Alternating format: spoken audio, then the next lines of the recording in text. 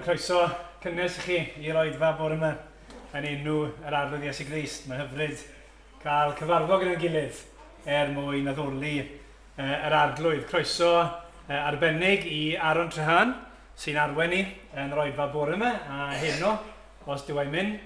Ni'n edrych ymlaen i glywed beth gyda Duw i ddweud wrthyn ni trwyddo ti y bore yma Aron a heno. A ni'n croesawu hefyd Elain a Hanna a Joseph a Mabli.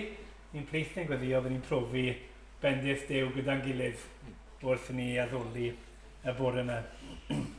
Cofiwch bod baned ar ôl Roedfa ac fydd ysgol sy'n yn dilyn am gwarter i 12 ac yna yn ystod yr wythnos cyfarfodydd fel arfer Cwlgweddi nos Fawrth am gwarter i 8 fan hyn neu ar-lein yna cyfle i drafod emyn gyda Wyn ar nos Iau am 8 ac yna'r clybiau'r plant nos Wener. Mae castel y mis ar gyfer mis Mehefin, Dymunad Waith Mudiad ar Fenyweg Cymru. Fydd Catrin Lewis yn sôn rhywfaint am y gwaith yna yn Roedfa heno. Felly gallwch chi glywed mwy am hynny heno, ond cofiwch castel y mis yn mynd ar waith Mudiad ar Fenyweg Cymru. Dyna'r coeddiadau, fi'n meddwl, yn ni droi at Dduw mewn gweddi.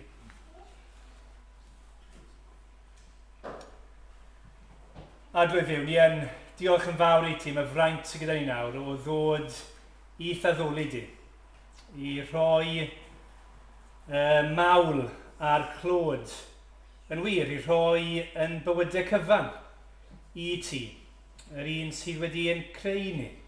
Yr un sydd yn cynnal ni. Wir, ni'n ymwybodol bod ni'n eiddo i ti. Ac mae ti yn unig sydd yn deilwng o'n mawl ni ac o'r cyfan sydd yn eiddo ni. A glwydd ni'n diolch i ti bod hawl gyda ni i ddod ger dy fron di. Nid am unrhyw y weithgarwch i ni di wneud, ond arglwydd gweitha'n methiant ni. Ni'n diolch ti bod ni'n gallu dod oherwydd llwyddiant yr arglwydd Iesu Grist. Ac o Dduw, ni'n gweddio y bore yma. Byddwn ni'n cael gweld mwy ohono fi. Gweld mwy o'r hyn mae wedi gwneud troso ni. Yr hyn yn ei wneud troso ni. Yr hyn y fydd yn gwneud rhyw ddydd.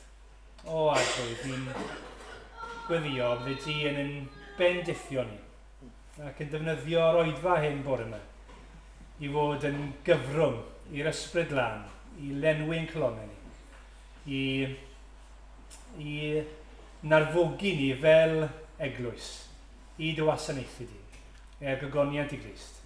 Amen.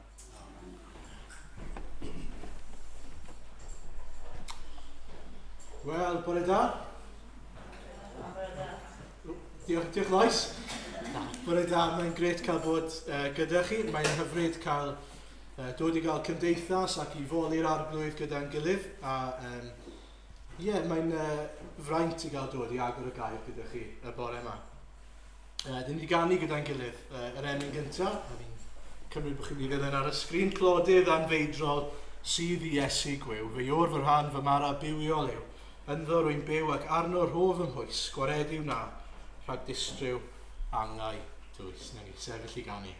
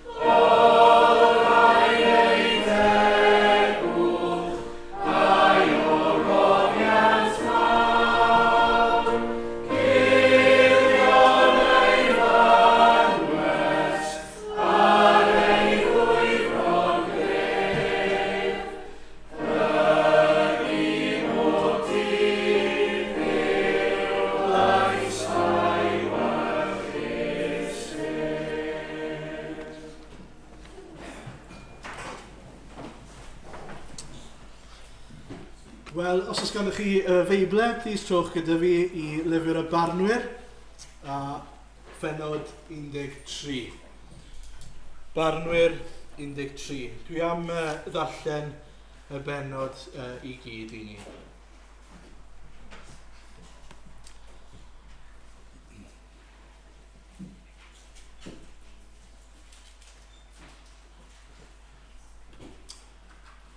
Barnwyr 13. Unwaith eto, gwnaeth yr Israeliaid yr hyn oedd ddrwg yng ngolwg yr arglwydd. Arhoddodd yr arglwydd hwy yn llawr Philistiaid am 20 mlynedd.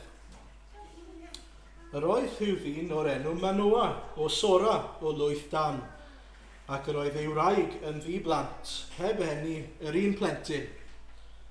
Ymddangosodd angel yr arglwydd i'r wraig a dweud wrthi, dyma ti yn ddiblant, heb eni plentyn, ond byddai'n beichiogi ac yn geni mab. Felly gwylia rhag yfed gwyn a diod gadarn a phaid a bwyta dim aflan, gan dy fod yn mynd i feichiogi a geni mab, ac nid yw ellyn i gyffwrdd o'i ben, oherwydd y mae'r bachgen i fod yn Nazaread i dduw o'r groth. Ef fydd yn dechrau gwaredu Israel o lawr Philistiaid. Aeth y wraig at ei gŵr a dweud, daeth gŵr Duw ataf, a'i wedd fel angel Duw, yn frawychus iawn. Ni ofynnais iddo o ble roedd, ac ni ddywedodd ei enw wrthyf.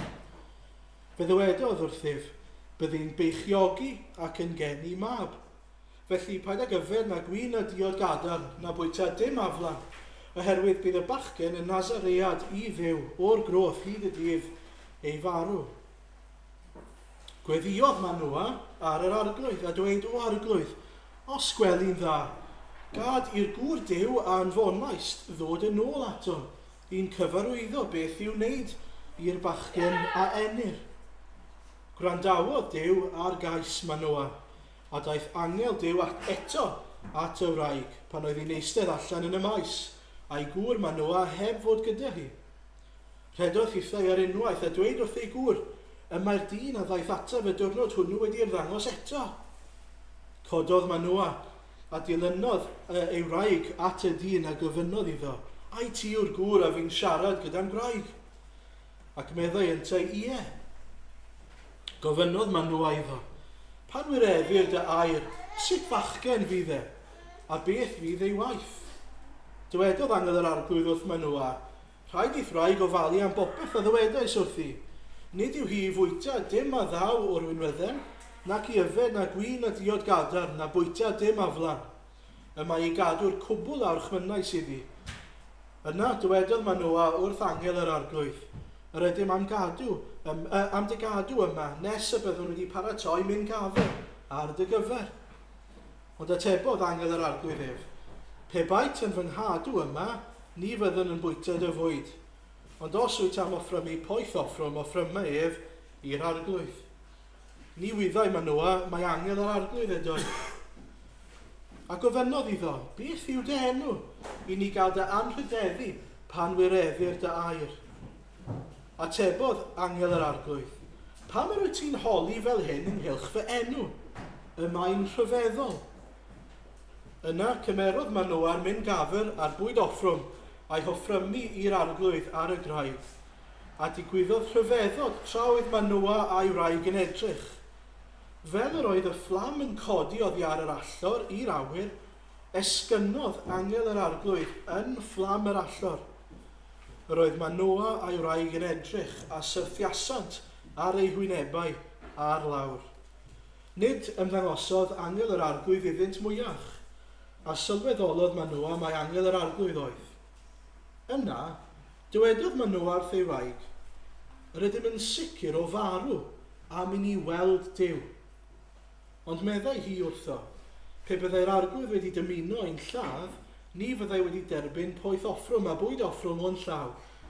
Na dangos yr holl bethau hyn i ni, na pheri ni glywed pethau fel hyn yn awr. Wedi'r wraig en i mab, galwodd ef Samson. Tyfodd y bachgen dan fendith yr arglwydd, a dechreuodd ysbryd yr arglwydd ei gynhyrfu ym mahanau dan. rhwng Sora ac Estaol. A bydd bendith Duw ar ei air.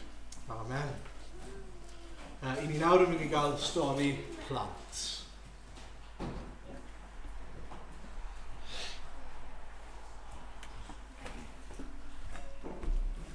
Bore da. Gobeithio bod y plant yn cael wrthos da nôl yn yr ysgol. Do, wrthos yma ar ôl y gwyliau. Dwi'n gallu gweld eich ffrindiau chi gyd. Do, nôl yn yr ysgol. Da iawn. Heddi yma, da ni'n mynd nôl, fel ydych chi'n gwybod, i'r Hen Testament. Da ni wedi clywed y gair bore yma o lyfr y Barnwyr. Ac yn yr amser yma, dwi'n gwybod yn yr ysgol Sul yn ddiweddar, da ni wedi bod yn gwneud hanes Moses yn do a Duw yn arwain i bobl allan o'r Aifft. Ac yn yr amser yma, oedd gan yr Israeliad ddim wir arweinydd, ddim wir neb i arwain nhw. Ac oedden nhw'n mynd, trwy'r amser yn mynd y ffordd anghywir. Nawr, os rwy'n yn gwybod pwy ydy'n prif weinidog ni, os na rwy'n yn gwybod pwy ydy'n prif weinidog ni ar y funud yng Nghymru? Rychan? Na? Griff? Mark Treharn, da iawn. Ac oedd nhw ddim prif weinidog, ac oedd nhw ddim brenin, oedd ganddyn nhw neb i edrych fyny i, ac oedd nhw'n cadw i fynd i'r llefydd anghywir. Ac oedd nhw'n cadw mynd ar goll. Ac oedd Duw wastad yn gwrando ar ei bobl, hyn yn gwneud Duw yn really trist. A bob tro oedd o'n dod â rhywun i helpu nhw. Yn y stori bore yma, Samson oedd o. Ond oedd nhw'n dod â pobl bob tro. A maen nhw'n galw'r bobl yna y Barnwyr. Y Barnwyr. Nawr, dwi'n yn siŵr amdano chi, ond pan dwi'n clywed am y gair Barnwyr, dwi'n meddwl am rhywun fel hyn. Ydych chi'n meddwl am rhywun fel yna hefyd? A rhywun sef o un o'r rhain? Na, ydych chi'n meddwl am hynny? Meddwl am rhywun fel hyn sydd yn mynd, felly mi fydd y torri iddi byd, fel hyn efo'i forthwl ac yn deud be di be ac yn rhoi ni mewn lle. Ond dim felly oedd o. Mi oedd nhw'n gwneud hynna weithiau, ond y prif pwrpas y barnwr a'r person arbennig yma oedd yn dod oedd i bod nhw'n arwain. Fel Mark Treharn, fel falle'ch prif athrawon chi, os gyda ni Mrs Sharkey, oes, yn un ysgol, yn Hamadriad, falle Mr Jones, yes, gyda ni fan hyn, a falle'n deg, os gyda ni Miss Phillips, oes, pobl sy'n arwain ni yn yr ysgol, mae'n bobl yn arwain ni o fewn cymdeithas, a mae'n bobl yn arwain ni yn y gwledydd ni hefyd. Ac oedd Duw yn rhoi pobl i'n arwain ni bob tro, i arwain y bobl yn Israel bob tro. Ond yn anffodus, be oedd yn digwydd i Samson ac i arweinwyr eraill oedden nhw'n dod i ben, oedden nhw'n marw fel bob un ohono ni. Ac wedyn oedd y bobl yn mynd yn ôl, ac oedden nhw'n mynd nôl i addoli'r delwe, oedden nhw'n mynd nôl i anghofio am Duw. A da ni'n gwneud hynny yn dran trwy'r amser. Da ni'n meddwl bod pethau eraill yn fwy pwysig na Duw trwy'r amser. Weithiau pethau fel yn ffrindiau ni, neu'n gemau, neu'n ffôns ni, neu'n tegannau ni, neu'n amser ni. Da ni trwy'r amser yn mynd ac yn meddwl bod y pethau yma'n bwysig, a da ni angen pobl yn y capel, pobl fel yn Clemer, yn Crodri, yn Clodewin, Cwgidion, pobl eraill yn y bwyda ni i helpu ni, i tynnu ni nôl. Ond chi'n gwybod sy'n mwy arbennig yna hynny, ac yn Hebreaid, mae Duw yn rhoi newyddion hynna fwy arbennig yna hynny i ni. Mae'n dweud bod Iesu Grist wedi dod, a bod o ddim wedi marw fel nath yr holl farmwyr mae i gyd. Oedd e ddim wedi marw, oedd e wedi marw a wedi dod nôl yn fyw. Ac felly mae o fyna rwan, fel yn prif farnwr ni mewn ffordd, y prif person, ydyn ni'n gallu troi at a cofio bod ganddo ni arweinydd perffaith am byth. So cofiwch pan ydych chi'n gweld eich arweinwyr chi, mae'n pwysig iawn bod ni'n gwyddio drostyn nhw a bod ni'n cadw nhw mewn cof, ond hefyd cofiwch bod gynnu ni arweinydd sydd yn oed yn fwy perffaith ac yn fwy gwell na dim un person sy'n gallu byw ar y ddaear yma. Diolch. Diolch Papa. Dyna ni'n ganu eto gyda'n gilydd, rhaid nesaf. Bydd erin llesg ffyddedig, hanol brwydrau sydd. Mae'r gelyn yn glifedig, reit bron a chario'r dydd. Na lyfrhaid dy galon cei gompwest yn y man, mae'r gŵr sy'n gwisgo'r goron yn eirio ar dy ran.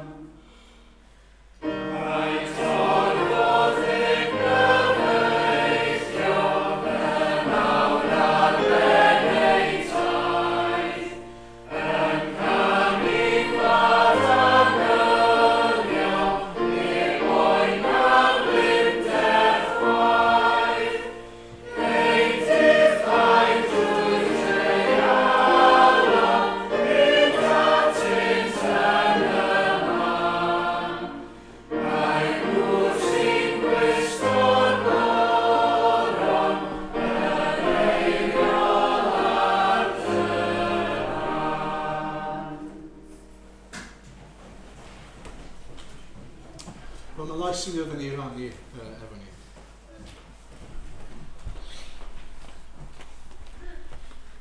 Bore da. Dwi eisiau jyst rhannu dau beth, neu dwy beth, dwi'n siŵr am pa un. Gweithgaredd i gyrraedd allan at ein cymuned ni tymor yma. Yn gyntaf, os da chi'n byw yn Grangetown, sef lot o'na chi, dwi wrthi'n creu murlun enfawr a mae o wedi cael ei ysbrydoli gan ysgolion lleol. So Grangetown Baptist Church sydd wedi bod yn ddewr yn gadael fi yn lws ar ei wal nhw. So mae o tu cefn i'r capel, mae yna hen furlun yna sydd yn erchyll. Dyn ni'n ffeintio drosto fo. A maen nhw yn gwahodd y gymuned leol i ddod a peintio yr murlun. So os da chi yn bobl lleol yn Grangetown, plis dewch drosodd, ella rhowch wybod i'ch cymdogion, eich ffrindiau chi sy'n byw yn agos a dweud, o, mae yna rhywbeth yn digwydd, ti eisiau dod i weld efo fi. Mae'r murlun yn cael ei peintio trwy'r wythnos yma, so o fori tan Dysadwn. Di Llun, dim Arthur, dim Mercher, bydd plant ysgolion lleol yn dod i peintio, a wedyn dydd Iau, dy Gwener, Dysadwn, da ni'n agor yr gwahoddiad i bobl yn y gymuned i ddod i peintio. Ac ella, na i roed neges brys, achos os di'r pethau ddim wedi cael ei wneud Dysadwn, byddwn ni'n gofyn am lot o help. Gyda chi please helpu efo y murlun, ond gobeithio bydd pethau'n mynd y dda. Wedyn, yn ail, mewn ar 26 o'r mis yma, Mehefin, i'r ail o'r Orffennaf, mae Whitchurch a Tom Gwynlais Festival, sef gwyl Eglwys Newydd a Tom Gwynlais. Mae gennyn nhw, nath ni helpu nhw flwyddyn diwetha, os da chi'n cofio, nath ni cael tent bach, gazebo bach a rhoi diodydd am ddim ar y Dysadwn yn yr comin. So ni wedi gofyn os da ni'n gallu gwneud yr un fath, ond dwi wedi cael gazebo mwy i ni. So da ni'n gallu rhoi fwy o cadeiriau, lle fydd i ista, fo bobl yn gallu ymlacio mwy, a dwi wedi cynnig fod ni'n rhoi diodydd a snacks am ddim. A gobeithio fod na ddim rhywun trws nesau ni yn gwerthu cacena. So, gweddiwch fo hwnna yn mynd yn hwylus. Da ni yn chwilio am bobl i wasanaethu, i greu te a coffi, ond hefyd jyst i siarad a sgwrsio efo'r bobl sy'n dod i fewn i'r babell. Mae'n babell fawr, so dwi'n gobeithio bydd yna lot o bobl jyst eisiau ista lawr a cael sgwrs, a gobeithio bydd yna pethau fwy interactif i plant a dechrau sgwrsys. Ond yn ystod yr wythnos, hwn ydy'r syniad gwahanol, extra, da ni'n mynd i ella gobeithio wneud. So, da ni'n mynd i obeithio agor yr eglwys yma am yr wythnos, so 26 i'r cynta. A agor yr eglwys a dweud, da chi eisiau dod i fewn i weld, os mae lot o bobl ella di pasio ond rioed i bod i fewn. A da ni'n gobeithio dangos celf yn yr eglwys mewn ffordd creadigol. So, mae yna rhai ohonoch chi wedi bod yn siarad efo chi o blaen amdan rhoi celf i fewn, a bod pobl yn dod i fewn, a wedyn gweld y celf, ond hefyd gweld, gobeithio bydd pawb yn cael fatha blurb bach amdana chi, amdan beth ydych chi'n credu, pwy ydym ni, pam da ni yn greadigol, beth sydd yn ysbrydoli chi. So bydd yn dod i nabod, dod i fewn i'r ffin, dod i nabod rhai o'r aelodau wrth gweld eu celf nhw, a hefyd gobeithio'n cael ei ysbrydoli a dod eto, fod yr adeilad yma ddim yn ddiethyr iddyn nhw bellach. So, os gynnwch chi unrhyw diddordeb mewn dangos darn o celf, ella'ch celf gorau chi ydych chi ar siow, dewch ata fi a yna i gasglu y celf yn ystod yr wythnos yna mwyn dangos o. Dwi'n mynd i fod yma am yr wythnos yn edrych ar ôl a gwahodd bobl. Os da chi'n rhydd o gwmpas yr wythnos yna, bys ni wrth y modd cael cwmni yn croesawu bobl i fewn i'r eglwys. Siwr yma lot o cwestiynau, achos dwi ddim wedi gluro'n dda iawn. So please gofynnwch y cwestiynau i fi nes ymlaen. Ond wedi efo Duw yn defnyddio yr dau cyfle yma i rhannu Iesu efo bobl. Diolch. Diolch oes. Nawn ni weddio gyda'n gilydd.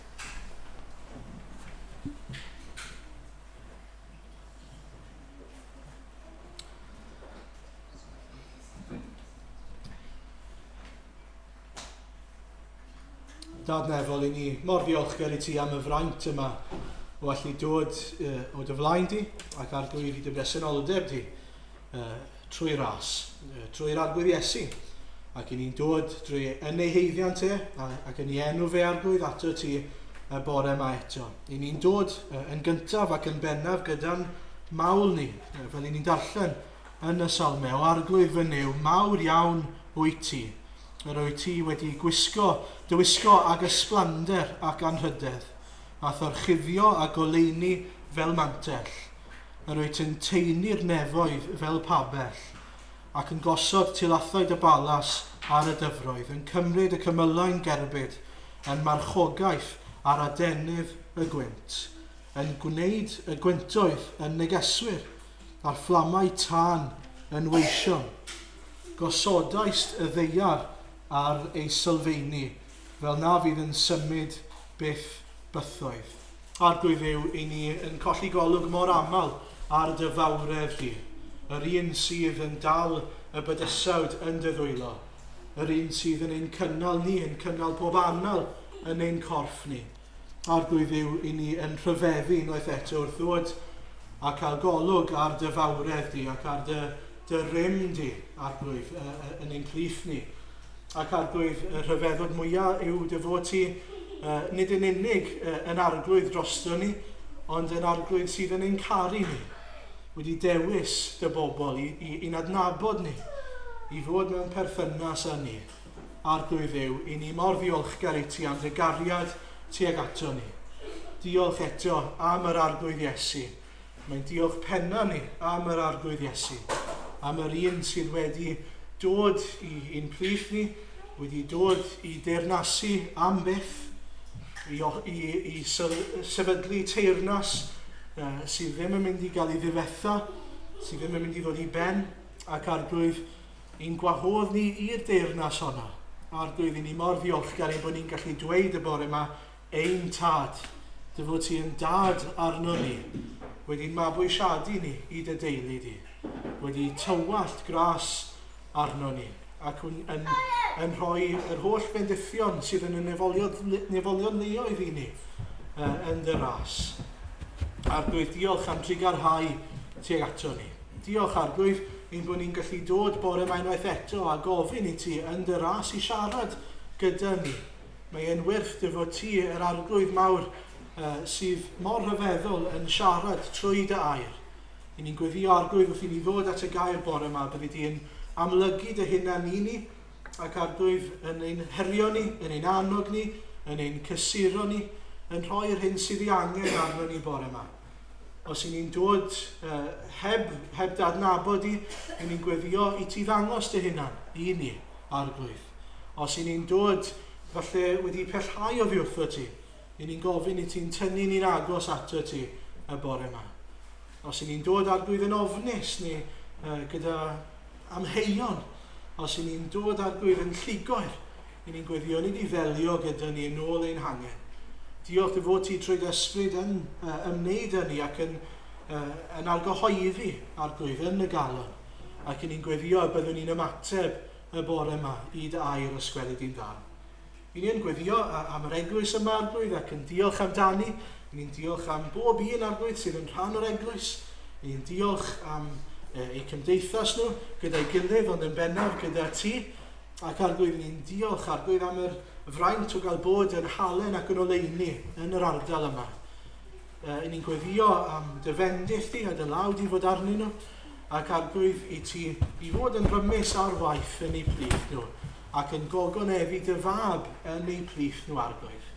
Ni'n gweddio am yr hyn i ni newydd glywed nawr gan Lois Arglwydd am yr ymdrech yma i gyhoeddi Crist ac i wneud eu tystiolaeth nhw'n amlwg. I ni'n gweddio Arglwydd, nid i fod yn nghanol y gwaith Arglwydd, a eto bydd pobl yn dod i weld dy rhyfeddod Arglwydd, dy gariad tuag atyn nhw yn yr Arglwydd Iesu. Ni'n gweddio defnyddio bob un ohono ni Arglwydd.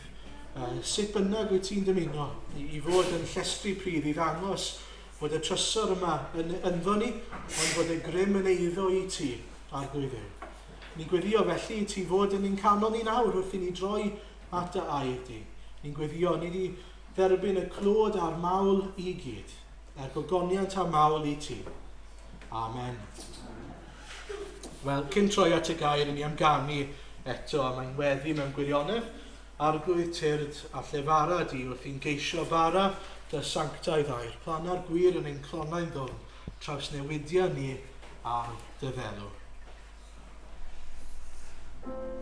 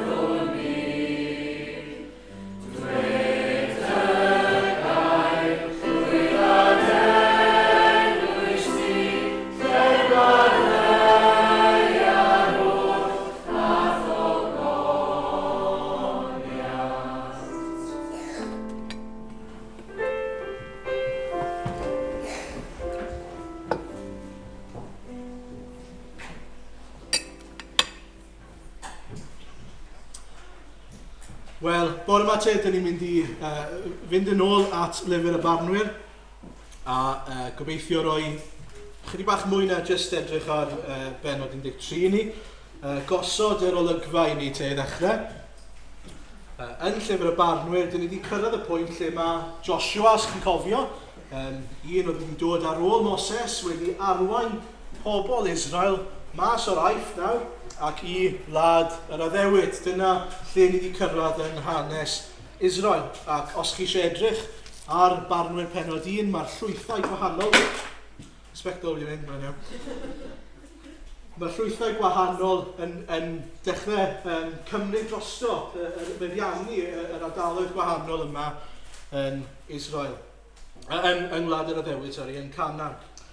A mae Duw wedi rhoi addewid iddyn nhw. Dim ond i chi fod yn ffyddlon, dim ond i chi ddal ati i fanylu ni yn Wlad yr Addewid, dim ond i chi gael gwared ar yr holl lunod yma sydd yn y wlad ar hyn o bryd, a pobl Canan sydd ddim yn cael i'r arglwydd, bydd popeth yn gret. Nice and simple, digon hawdd. Ddim cweint. Os eisiau edrych gyda fi, Barnwyr penod 2. Dyma sydd yn digwydd nawr. Penod 2. Adnod 11 i 13. Bydde fe'n help os oes gyda chi Feibl gyda llaw, achos bydd ni'n edrych ar ddefnydd gwahanol. Gwnaeth yr Israeliaid yr hyn o'i ddrwg yng ngolwg yr arglwydd. Eithant i addoli'r Balim, gan adael yr arglwydd, Duw ei hynafiaid, a'i dygodd allan o wlad yr Aifft, a mynd ar ôl diwiau estron, o blith diwiau'r cenhedloedd oedd o'i cwmpas, ac ymgrymu iddynt hwy, a digio'r arglwydd. Gadawsant yr arglwydd ac addoli Bal ac Astaroth. A dyma beth maen nhw'n gwneud te. Maen nhw'n mynd ati nawr yn lle addoli'r arglwydd, yn lle bod yn ffyddlon, yr hyn mae'r arglwydd wedi galw nhw i wneud, yng Ngwlad yr Addewid nawr, yn Canan, gwlad ffrwythlon, lle mae gyda nhw heddwch, popeth sydd ei angen arnyn nhw, maen nhw'n mynd ac yn addoli eilunod. Maen nhw'n gadael yr arglwydd, mae'n dweud wrthyn ni. Maen nhw'n cwmpo felly. A mae'n debyg i beth mae Paul yn dweud wrthyn ni'n Rhufeiniaid 1, fod pobl yn ffeirio neu swopio gogoniant Duw ei hun am y pethau mae Duw wedi ei greu, am bethau gweledig. A mae hwnna'n dweud rhywbeth am natur pobl fel chi a fi, i ni'n cael ein denu at bethau ni'n gallu gweld mwyn ei addoli nhw. I ni'n addoli y greadigaeth yn lle'r creawdwr ei hun. Mae eisiau ni fod yn ymwybodol o hynny. Mae eisiau ni adnabod ein hunain a gweld ein bod ni'n bobl sydd yn cael ein denu at gweledig nid yr anweledig. Mae hwnna'n frwydr falle sydd yn bywydau ni. A felly mae pobl Israel mewn twll. Mae Duw wedi dewis nhw, mae Duw wedi galw nhw, ac eto, ar ôl cael popeth ydyn nhw moyn, cwmni'r arglwydd, heddwch, gwlad ffrwythlon, maen nhw wedi gadael yr arglwydd. Nawr y cwestiwn yw, sut mae Duw yn ymateb? Tybed sut byddech chi'n ymateb os byddech chi'n sgidiau Duw? Falle byddech chi'n gweud, dyna fe, fi wedi gwneud y cyfan ar eu cyfan, fi wedi dod â nhw allan o'r Aifft, fi wedi edrych ar eu hôl nhw, fi wedi dangos gras iddyn nhw, digon nawr, sa'n eisiau rhagor i wneud â nhw. Ond edrychwch ar adnod 15-19 ym mhenod 2. I ble bynnag yr aint, yr oedd llaw yr arglwydd yn ei herbyn, drwg, fel yr oedd wedi addo a thynnu iddynt, ac aeth yn gyfyng iawn arnynt. Yna, fe gododd yr arglwydd farnwyr, a'i hachubodd o law ei hanreithwyr. Eto, nid oeddynt yn gwrando hyd yn oed ar ei barnwyr, ond yn hytrach yn piteinio ar ôl diwiau estron, ac yn ymgrymu iddynt gan gefnu'n fuan, ar y ffordd a gerddodd ei hynafiaid mewn i fuddod i orchfynion yr arglwydd. Ni wnaent hwy felly. Pan fyddai'r arglwydd yn codi barnwyr iddynt, byddai ef gyda'r barnwr, ac yn ei gwaredu o law ei gelynion, holl ddyddiau y barnwr hwnnw, oherwydd byddai'r arglwydd yn tosturio wrthynt yn ei gryddfan, o achos ei gormeswyr a'i cystyddwyr.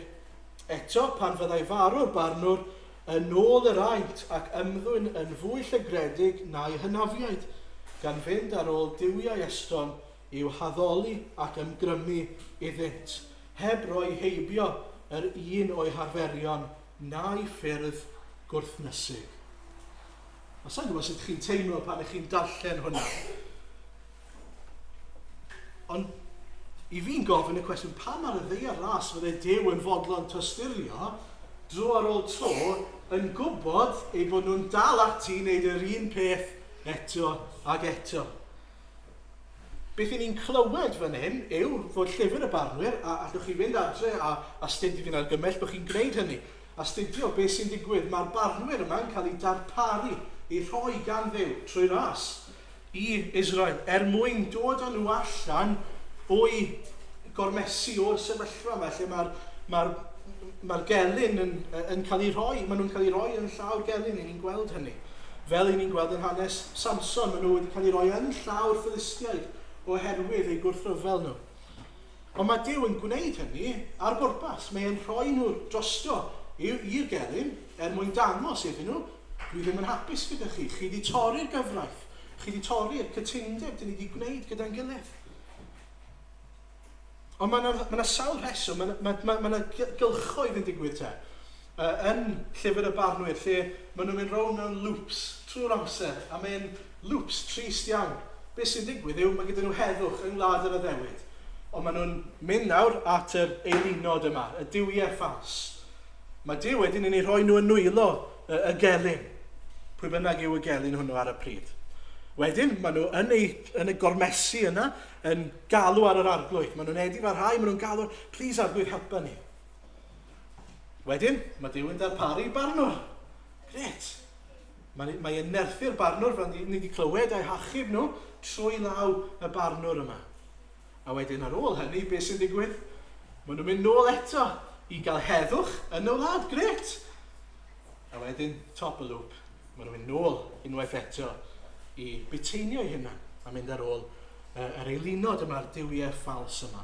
A mae'r cylch yma jyst yn cadw i ddigwydd. Dro ar ôl tro yn digwydd eto ag eto. Yn enwedig yn llyfr y Barnwyr, ond hefyd mae'n batrwm i ni, dyn ni'n gweld mwy neu lai drwy'r Hen Testament i gyd. Fod pobl Dduw yn profi daioni'r arglwydd, gras yr arglwydd, gofal yr arglwydd, darpariaeth yr arglwydd, ond eto mynd nôl i'w hen ffordd o fyw. A falle bod chi'n gofyn y cwestiwn, fel dwi'n gofyn y cwestiwn, pam fydd yr arglwydd yn dal ati i dosturio tuag ati nhw? Wel, mae yna sawl rheswm. Y rheswm cyntaf te yw, mwyn dangos i ni, hyd yn oed os fydd yr arglwydd yn darparu heddwch, hyd yn oed os yw'r arglwydd yn darparu tir ffrwythlon i ni, mae yna dal broblem yn ein calonau ni. Chi'n gweld y broblem? Ar ôl derbyn Gwlad yr Iddewyd, ar ôl derbyn yr holl bethau gret yma, heddwch, cwmni'r arglwydd, bwyd da, tir da, yn Canan, maen nhw'n dal i fynd ar ôl pethau eraill. Mae calon nhw nid tuag at yr arglwydd, ond tuag at yr hunan. A felly mae eneidiau nhw yn eneidiau pechadurus. Mae'n rhywbeth yn intrinsic, yn wrong, ynddyn nhw, yn anghywir. Dyw eu calonau nhw ddim wedi denu at yr arglwydd. A felly mae yna broblem. A dyw hwnna ddim jyst yn broblem mewn un cenhedlaeth, mae'n broblem ym mhob cenhedlaeth. Pob un sydd yn dod. Mae'r arglwydd yn dangos iddyn nhw.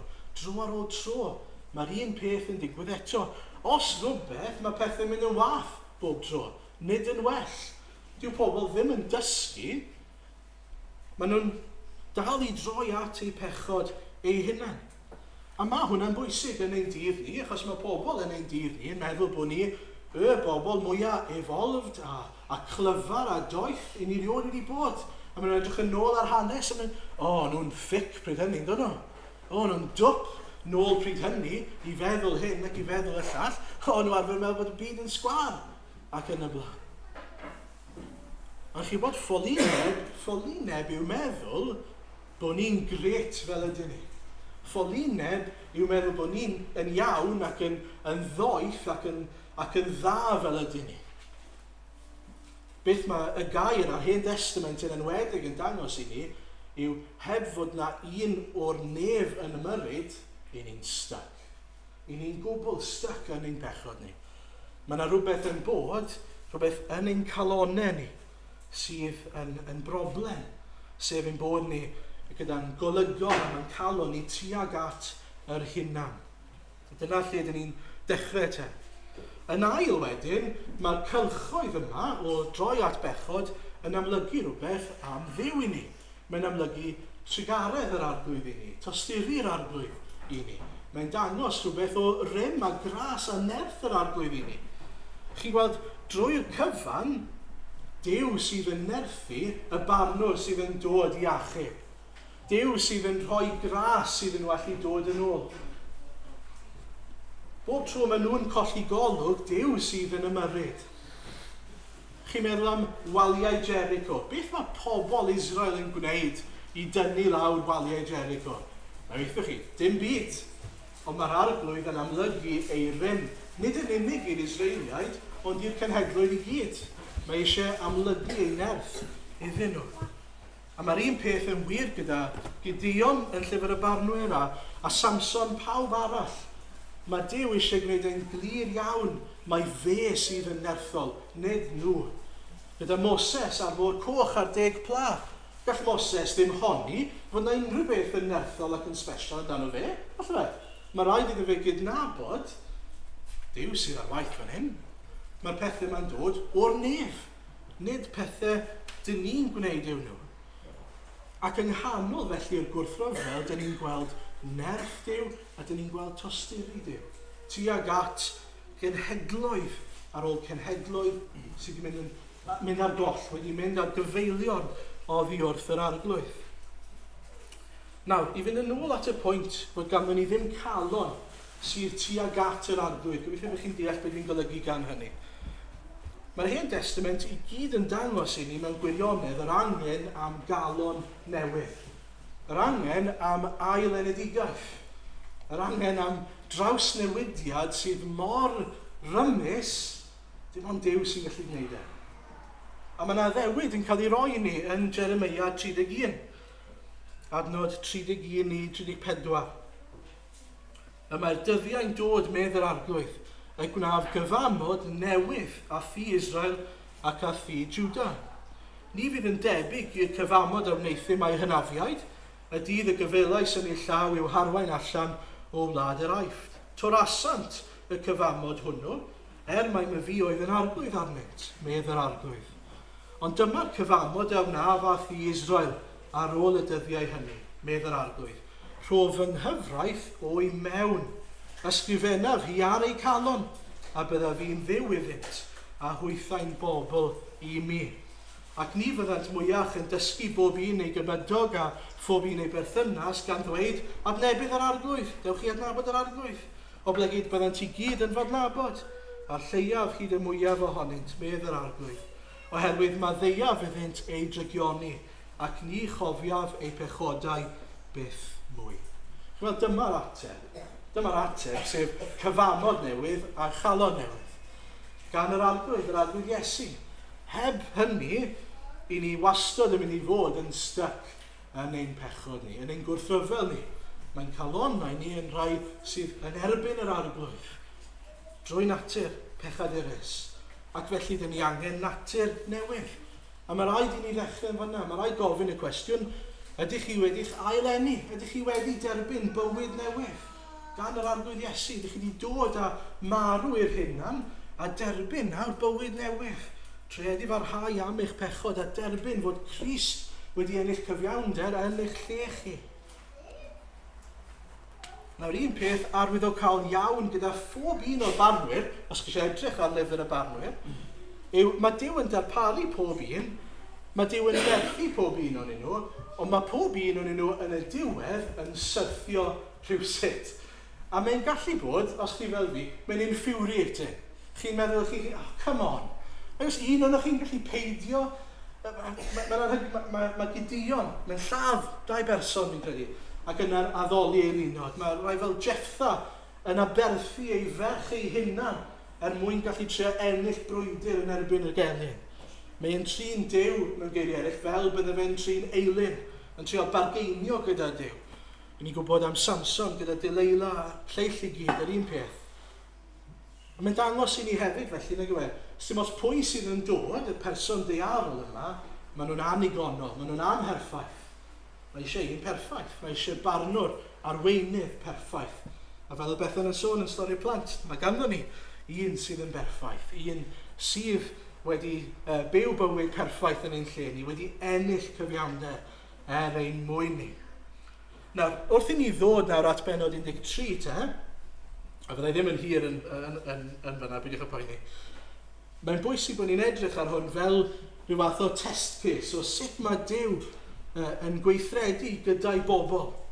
Os ydych chi droi at y dan, byddwn ni'n gweld i ddechrau te, mae'r bobl unwaith eto yn gwiro. Unwaith eto yw'r geiriau cyntaf dyn ni'n darllen. Unwaith eto, gwnaeth yr Israeliaid yr hyn oedd ddrwg yng ngolwg yr arglwydd. A rhoddodd yr arglwydd hwy yn llawr Philistiaid am 20 mlynedd. Dyma ni te, unwaith eto, beth yw pobl gwirgan, pobl sydd yn mynd i ffordd ei hunan, pobl sydd ddim yn gallu plesio'r arglwydd yn ei nerth ei hunan. A dyn ni'n gweld fel hyn, mae'n test case i ni. A beth mae'r arglwydd yn gwneud? Mae'n ei rhoi nhw yn llawr Philistiaid, yn ei sofraniaeth. Mae'n gwybod yn iawn beth mae'n gwneud, mae'n rhoi nhw yn nwylo'r Philistiaid. Nid er mwyn cael gwared arnyn nhw, nid just er mwyn eu cosbi nhw, er mwyn eu cosbi nhw hefyd, ond mae cost yn beth da os mae bwriad y cost yw gallu eu hadfer nhw. Er mwyn gallu dod â nhw nôl, er mwyn eu dysgu nhw. Mae bywyd heb yr arglwydd yn fywyd mewn caethiwed. A dyn ni'n anghofio hynny mor aml. Mae pobl yn meddwl mae bywyd heb yr arglwydd yw bywyd yn gwneud beth maen nhw moyn. Ond nid dyna beth yw bywyd heb yr arglwydd. Bywyd heb yr arglwydd yw caethiwed i Satan ac i ffyrdd Satan. Chi ddim yn gwneud beth ych chi moyn, chi'n gwneud beth mae Satan moyn i chi wneud. Chi'n meddwl bod chi'n gwneud beth chi moyn, ond dydych chi ddim. Bobl ifanc yn enwedig, cofiwch hynny. Falle bod chi'n meddwl mae'r dewis yw dilyn Iesu Grist neu gwneud beth ych chi moyn. Dyw hwnna ddim yn wir. Os ych chi heb yr arglwydd Iesu, ych chi'n gaeth i'r diafol. Mae e'n arglwydd ac yn feistr arnoch chi. A beth mae'r arglwydd yn ein galw ni yw dod o fyna i ryddid ynddo fe. I allu byw fel mae'r arglwydd wedi bwriadu ni fyw. Mae mor bwysig cofio hynny. A felly mae'r arglwydd yn ei rhoi nhw yn llawr Philistiaid er mwyn dangos iddyn nhw. Heb ddoi, dyma beth ydych chi, ceithion yn wir ydych chi, nid rhyddion yn wir.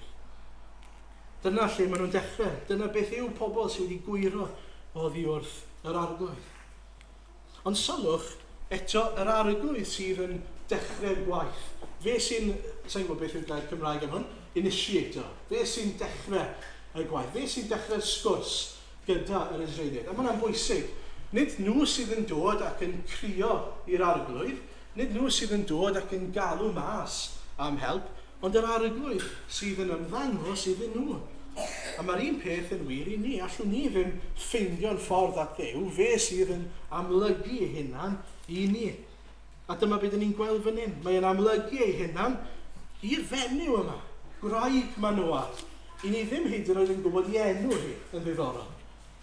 A dwi ddim yn meddwl mai damwain yw hynny, sy'n dymweiniau yn y gair. Mae'n amlygu ni rhywbeth am statws y fenyw yma. Bydde hi'n sicr yn cael ei thrin fel rhyw fath o second class citizen. Un oedd yn ddi-blant i ddechrau, methu rhoi dyfodol i'w gŵr hi ac i deulu ei gŵr hi, llinach ei gŵr hi. Ac yna un oedd yn wraig hefyd, second class citizen. Ac eto hi sydd yn cael ei dewis i gael profi gweld Duw. Chi fraint bod hi'n cael gweld Duw fan hyn. A mae'n rhyfeddol nag yw fod yr arglwydd yn dewis amlygu ei hunan iddi hi, i'r neb yma. Ac yn ei bendithio hi, nid just trwy weld Duw, ond mae hi nawr yn dod yn rhan o bwrpasau Duw. Mae hi'n dod yn rhyw fath o sianel i achubwr Israel ddod, neu yr un sy'n dechrau'r gwaith o waredu Israel o lawr Philistiaid. Dyna beth ni'n darllen yn adnod 3-5. Dyma ti yn ddi-blant heb enni plentyn, ond byddi'n beichiogi ac yn geni mab. Felly gwylio rhag yfed gwyn y diod gadarn a phaid bwyta y dim aflan. Gan dy fod yn mynd i feichiogi a geni mab, ac nid yw ellyn i gyffwrdd a'i ben, oherwydd y mae'r bachgen i fod yn nasaread i Dduw o'r groth. Un wedi ei neilltuo i Dduw oedd hwnna, un oedd i adael i wallt i dyfu fel arwydd fod yn un ar wahân i wasanaeth yr arglwydd. Ef fydd yn dechrau gwaredu Israel o lawr Philistiaid. A chi thril i, nhw'n i alw hi'n Mrs Manoa, gan bod ni'n gwybod i enw hi, bod hi yn cael ei dewis o bawb, i fod yr un mae'r arglwydd yn darparu mab trwyddi hi. Chi dosturi gan yr arglwydd, a chi ras. Dyw hi ddim wedi gwneud unrhyw beth i heiddi hyn, dyw hi ddim wedi galw ar yr arglwydd, dyw hi ddim wedi edifarhau, ond mae'r arglwydd wedi amlygu iddi hi, i dosturi a'i bwrpasau, a'i bod hi'n mynd i fod yn rhan o'r pwrpas yna. Byddwn ni'n meddwl bod hwnna'n thrill arthro i feddwl bod Duw yn mynd i ei defnyddio hi o bawb. Mae'n ei peth yn wir i ni. Os yw'r arglwydd wedi amlygu ei hunan i chi, mae wedi gwneud hynny trwy ras. Mae wedi gwneud hynny am ei fod yn ei ddoethineb wedi dewis hynny. Ac os ych chi fel fi, dwi'n ystyried yn aml pam fi. I weld lot o bobl eraill, gwell byddai wedi gallu dewis. Ond eto mae'n dewis pobl isel, pobl gwan, mwy na thebyg, fel mae'r gair yn dweud, i amlygu ei ogoniant a'i fawredd a'i nerth. Ond ych chi fraint yw fod Duw yn dewis initiator, fod Duw yn gwneud y cam cyntaf fel petai yn y sgwrs. Os ych chi ddim wedi clywed yr arglwydd yn siarad gyda chi, a chi ofyn iddo fe, ond mae eisiau ni weddio dros bobl eraill, arglwydd, please amlygiad y hunan iddyn nhw. Please dangos dy hunan i'r bobl yna, fydd yn mynd i'r arddangosfa gelf wythnos nesaf, neu wythnos wedyn. Yn amlygu hunan iddyn nhw. Oherwydd heb fod i'n tosturio, heb fod i'n dewis, dyn nhw ddim yn mynd i ymateb, dyn nhw ddim yn mynd i weld yr arglwydd. A sa'n gwybod amdano chi, ond yn sicr mae hwn yn ein atgoffa ni ac yn gysgod i ni o ddigwyddiad arall lle mae angel yn ymddangos at wraig digon isel ac yn gaddo mab iddi hi. Os ych chi edrych ar Luc pennod 1, hanes Mair yn cael ymddangosiad neu ymweliad gan angel, i ni'n darllen adnod 32 ymlaen. Bydd hwn yn fawr a mab y goruchaf y gelwyr ef. Rhydd yr arglwydd ddiw iddo orsedd Dafydd ei dad, ac fe deyrnasa ar di Jacob am byth, ac ar ei deyrnas ni bydd diwedd. Mae'n gysgod i ni o'r arglwydd Iesu, ond cysgod anigonol. Un peth falle newch chi sylwi yw yn hanes Samson, mae'n dweud bod e'n mynd i ddechrau gwaredu pobl Israel o law y Philistiaid. A Dafydd sydd yn gorffen y gwaith yna wrth gwrs. Ond, pan ni'n clywed am Iesu, mae'n dweud, mae'n wahanol. Dyw e ddim yn un dynol, mae'n un dwyfol, mab y goruchaf yw e. Ond yn bwysicach na hynny, mae e'n mynd i sefydlu teyrnas sydd yn mynd i fod yn dragwyddol. Un fydd yn para am byth. A dyw hwnna ddim yn mynd i gael ei ddinistrio, ddim yn mynd i ddod i ben. Nawr yn ola, mae Duw yn amlygu ei ogoniant. Nid yn unig mae Duw yn siarad gyda Mrs Manoa, mae e hyd yn oed yn amlygu ei hunan iddyn nhw. A dyna ni'n mynd i edrych arno i orffen. Edrychwch ar adnod 17 i 18 i ddechrau. A gofynodd iddo, Manoa sy'n siarad nawr, ar yr ail ymweliad, beth yw dy enw i ni gael dy anrhydeddu pan wirefir dy air? Atebodd angel yr arglwydd, pam yr wyt ti'n holi fel hyn ynghylch fy enw? Mae'n rhyfeddol. A wedyn adnod 20 i 23. Fel yr oedd y fflam yn codi oddi arallor i'r awyr, ysgynnodd angel yr arglwydd yn fflam yr allor. Yr oedd Manoa a'i wraig yn edrych a syrthiasant ar ei hwynebau ar lawr. Nid ymddangosodd angel yr arglwydd iddynt mwyach, a sylweddolodd Manoa mae angel yr arglwydd oedd. Yna dywedodd Manoa wrth ei wraig, yr ydym yn sicr o farw am i ni weld Duw. Nawr dyma sydd yn digwydd fan hyn te. Yn gyntaf, mae Manoa'n gofyn, wel pwy wyt ti? Pwy sy'n siarad gyda ni fan hyn, mwyn i ni allu dy anrhydeddu di, pan mae'r pethau mae gyd yn dod yn wir. A'r enw sy'n cael ei roi te yw mae'n rhyfeddol. So, mae enw Duw yn rhyfeddol.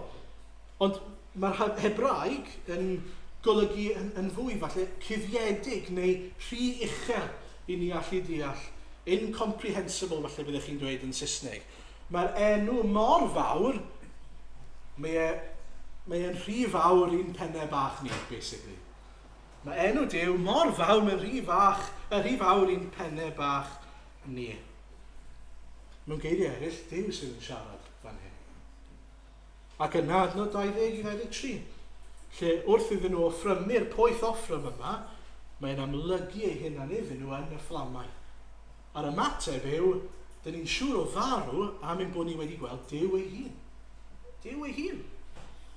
A felly nid rhyw fod angylaidd, angelic being yw hwn, rhyw negesydd gan Dduw, ond Duw ei hunan yn amlygu rhywbeth o'i ogoniant wrth iddo fe esgyn codi yn fflamau y tân. Mae'n yn atgoffa ni, gobeithio, o Sadrach, Mesach ac Abednego yn y ffwrnais dan. Ac unwaith eto, y pedwerydd person yna sy'n edrych fel mab y dyn. Yn adnod 8 ac yn adnod 5 fi'n gwedi fan hyn, mae'n sôn mae un a'i wedd yn edrych fel Duw, a gŵr Duw, mae'n disgrifio fe fel. A beth i ni'n cael ein darlunio ohono fan hyn te? Wel, Duw ei hun yn amlygu hynna. I ni ddim yn gallu bod yn siŵr, ond dwi'n credu'n gryf mae Iesu Grist sydd yn amlygu ei hun fan hyn. Neu ryw manifestation o'r arglwydd, sydd bynnag mae hwnna yn gweithio. Ond mae'r arglwydd yn amlygu ei hunan, rhywbeth o'i ogoniant i'r bobl yma. Mae'n ymweld â nhw. A mae hwnna'n rhyfeddol fod y Duw yn efoedd, yn dod i ganol just y cwpl yma. Y cwpl syml yma, Noah a'i wraig, ydyn nhw'n gwybod i henw hi. Mwyn gallu tysturio tuag atyn nhw. Yn yr un ffordd, mae'n rhyfeddol fod yr arglwydd Iesu Grist yn dod ac yn amlygu rhywbeth o'i ogoniant i ni. Mae hwnna'n amazing. Mae hwnna'n anhygoel. Mae'n rhyfeddol ac yn wyrth fod hynny'n digwydd. A chi'n gwybod beth arall sydd yn wyrth? Beth sy'n digwydd nesaf? Mae ymateb mae Noah yn hollol gywir pan mae'n disgwyl bod e'n mynd i farw. Mae hwnna'n hollol gywir. Dyle bod e'n disgwyl bod e'n marw. Oherwydd mae Duw ei hunan yn dweud, os ych chi'n gweld Duw, ych chi'n sicr o farw. Nawr beth sy'n rhyfeddol yw fan hyn bod nhw ddim yn marw. A mae'n rhyfeddol ein bod ni ddim yn marw. Sut gall hynny fod? Wel, trigaredd yw hynny. Trigaredd yw e. Ond i ni'n gwybod ein bod ni yn gallu gweld Duw a peidio marw oherwydd fod Iesu wedi mynd o flaen Duw a wedi marw yn ein lle ni. Dyna pryd i ni wedi cael hawl i allu gweld wyneb Duw a byw. Dyna pryd nath Llen y Deml, os chi'n cofio, rwygo, o'r top i'r gwaelod. Yn sydyn nawr, mae access at Duw trwy Iesu Grist. A ni'n gallu gweld ei ogoniant e. Fel mae'n dweud yn Ioan 1, ni'n gweld ei ogoniant e. Mae'n rhyfeddol ein bod ni'n gallu gweld trwy lygaid ffydd, wrth gwrs, rhywbeth o ogoniant Iesu Grist, a'i fawredd e, a'i berffeithrwydd e, am bod ni'n byw. A nid yn unig byw, ond bod ni'n cael cymdeithas, nid un ymweliad bach, ond bod ni'n cael byw yn ei gwmni fe, yn barhaol. Ein bod ni nawr yn cael cerdded gyda ein gwaredwr ni. A nid yn unig hynny, cam ymhellach bod e nawr yn preswylio yno ni drwy ffydd. Ma'ch chi rhyfeddod yw hynny, fod y Duw gogoneddus yma yn byw yn ein plith ni. Ein bod ni'n demlau i'r arglwydd yn ei sancteiddrwydd.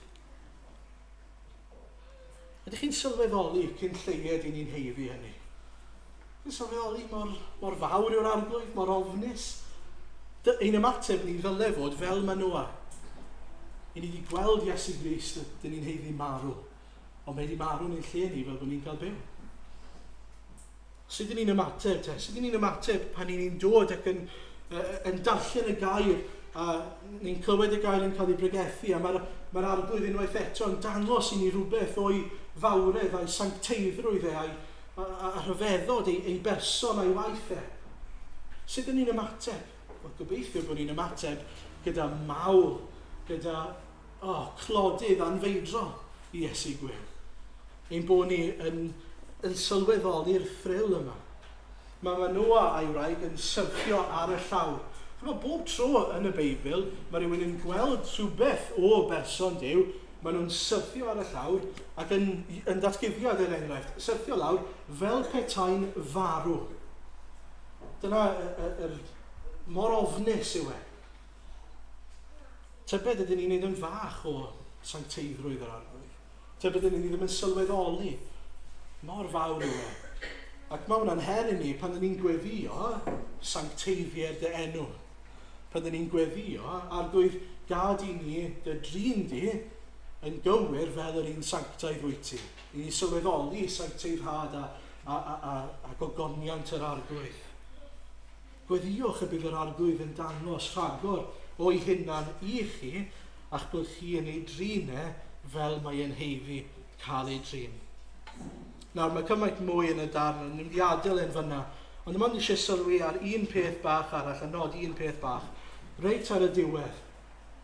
I ni'n gweld fod yr arglwydd yn dilifro, bod e'n rhoi beth sydd ei angen yn darparu. Wedi rai gen i mab galwodd ef Samson. I ni'n gwybod beth yw hanes Samson, i ni'n gwybod beth sy'n digwydd gyda Samson. Mae'r arglwydd unwaith eto yn darparu. Galwodd ef Samson, tyfodd y bachgen dan fendith yr arglwydd. A mae dau beth yn cael ei nodi, sef fod Samson dan fendith yr arglwydd, ond yn ogystal â hynny, a dechreuodd ysbryd yr arglwydd ei gynhyrfu. Felly mae dau beth yn digwydd. Mae Samson, oherwydd fod e dan fendith Duw, a fod yr ysbryd yn ei gynhyrfu fe, yn gallu gwneud beth mae'r arglwydd i alw fe i wneud. A mae'n ein ddau beth hyfryd i allu gorffen gyda, a mae'n her i ni wrth gwrs. Sef, os i ni'n adnabod yr arglwydd, i ni o dan fendith yr arglwydd. Mae ei wyneb e arno ni. Ond yn ogystal â hynny, mae ysbryd ar waith ynddo ni. Mae ysbryd ar waith yn ein cynhyrfu ni. A ni hyd yn oed yn gallu gweddio, falle os i ni'n teimlo yn oer tuag at yr arglwydd, ni'n llugo'r arglwydd cynhyrfa fi. Arglwydd cynhesa ein calonau ni.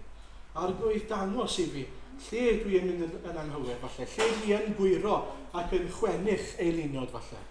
Tyrda fi yn ôl, fel bod fi unwaith eto yn cael golwg, fel mae nhw a'i wraig yn cael golwg ar ogoniant yr arglwydd mawr. Ogoniant i'w enw. Amen. Wel, dyn ni'n mynd i ganu. Amen. Unig obaith ni. Mae'n Christ ei hun, mae'n obaith i. Ef yw fy hael fy nerth fy nghar. Mae'n gonol fain, mae'n dir mor gryf. Chai gyw i mi mewn dŵr a tham.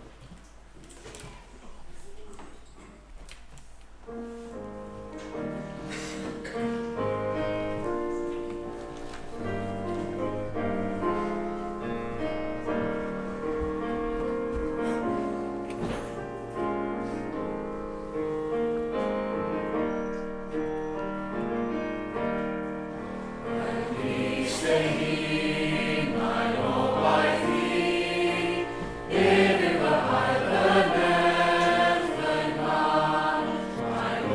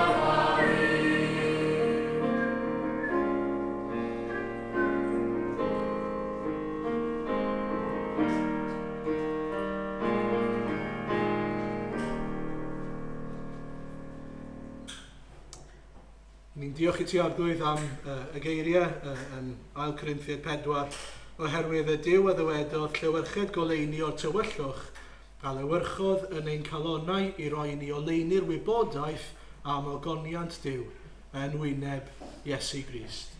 Diolch Arglwydd am amlygu dy ogoniant I ni yn Iesu Grist. Diolch am yr Efengil.